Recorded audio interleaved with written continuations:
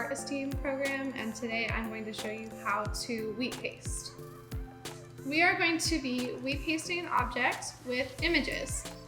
This one is a collage, and I wheat pasted an empty can of bubbly water.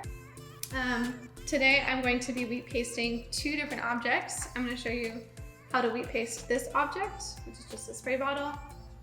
And I'm also going to be wheat pasting a journal that I have. So some of the materials that you're going to need are a pair of scissors, although you can just tear the images if you want to. You're going to need a bowl or something to mix your glue and your water in. So this could be a Tupperware or a container. I also brought an empty thing of ice cream that I might mix it in as well. You're going to need glue and water to make it's called Mod Podge, which is the material that we use to wheat paste. Then you're also going to need images. So you can use a printed image. You could use, today I'm going to use images from an old cooking book. You could also use images from a newspaper. You could use images from a magazine, text from an old book if you wanted to. The only thing that I wouldn't use is photo paper that's really thick and glossy because it will be hard to wheat paste. And then you could also use, I'm going to show you how to do it with a drawing that you made. And then there are certain restrictions about what materials you can use because certain materials don't work well with wheat paste. So first things first, you're going to need to mix your Mod Podge. And Mod Podge is just a material. Mod Podge is a brand, and we're going to make the material that's like Mod Podge, which is just a gluey paste that we'll use to glue our image to our object. So you're going to need your container or your bowl. You can also use some other empty plastic container. You're going to need your glue, and you're going to need your water. So to do your glue, make sure you need 2 parts glue to 1 part water. So if you're using cups, you would use 1 cup of glue to 1/2 cup of water.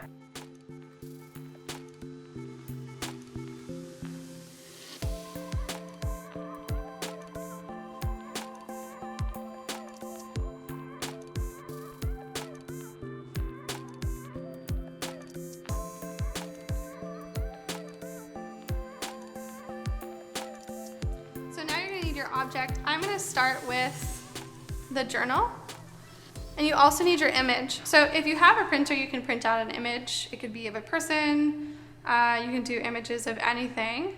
And I'm not going to cover my whole journal for now, but that would be the idea, is to glue on different images and then cover the whole journal.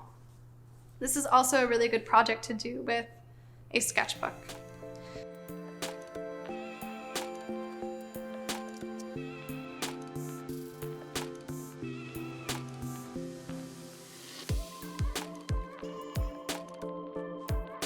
And you're going to put a thin layer of your Mod Podge, your glue mixture, onto the area where you're going to be putting your image.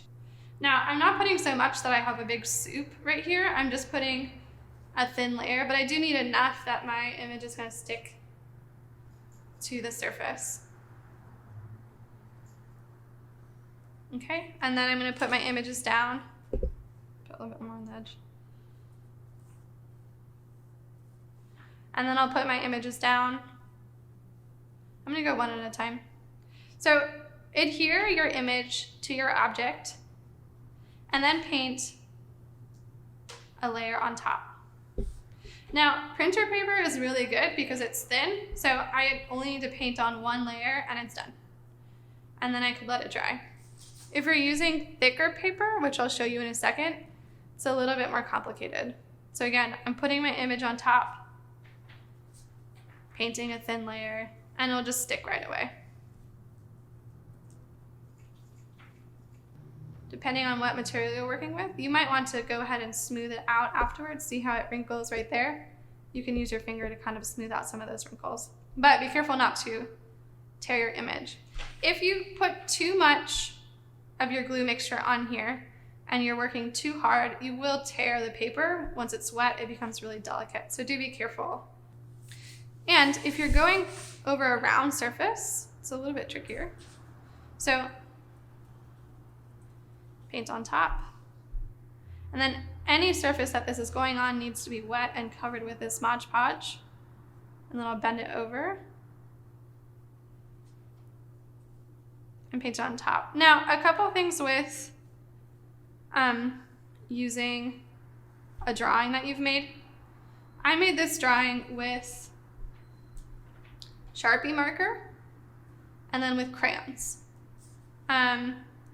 These do well, but markers like regular old coloring markers will bleed, meaning the color is going to run everywhere as soon as they get wet. So these are not really a good idea unless that's something that you want. Color pencils are good, so are crayons. And then you can see how this is kind of popping up. So if your image does that, go ahead and either smooth it down with your fingers, or you might need another layer underneath or on top of it. Okay, so now I'm going to show you what to do if you have an object that's rounder like this object, and then if you're using thicker paper, because that gets tricky. So now I'm going to show you how to do the same process, but we're going to use an object that is a little bit more round, which is tricky. And then we're also going to do it with thicker paper, which is also hard. So I'm going to use paper and images out of this old cookbook that I saw. And the paper is pretty thick, but it's not so thick that it won't work. So again, like the other object that I was using, the journal, you're going to put a layer of the glue mixture on first. And then you don't want it to be so much that it's dripping off, but you need a pretty substantial layer because we're going to be using thicker paper. I'm going to paint on both sides of the image so that the paper is really saturated and really wet with this glue mixture, and that'll help it stick better. So I'm going to paint on the back of my image, and your hands will get messy. And then I'm also going to paint on the top of my image. So I painted on the back, that's the bottom side. I'm going to stick that to my form. And then I'm going to paint on top. Okay, and then you can see the paper is still not really bending to my form. You can see how it's sticking up here. So at that point, you might need to use your fingers to sort of smooth the paper down so that it sticks better. And you might also need to just give it some time to soak into your paper so it's a little bit soggier. If you have smaller pieces of paper and you're using a rounder form, it's going to be easier. Okay, we would love to see what you guys make, so please tag us on Facebook or Instagram, and you can see more online lessons at ahc-oakland.org.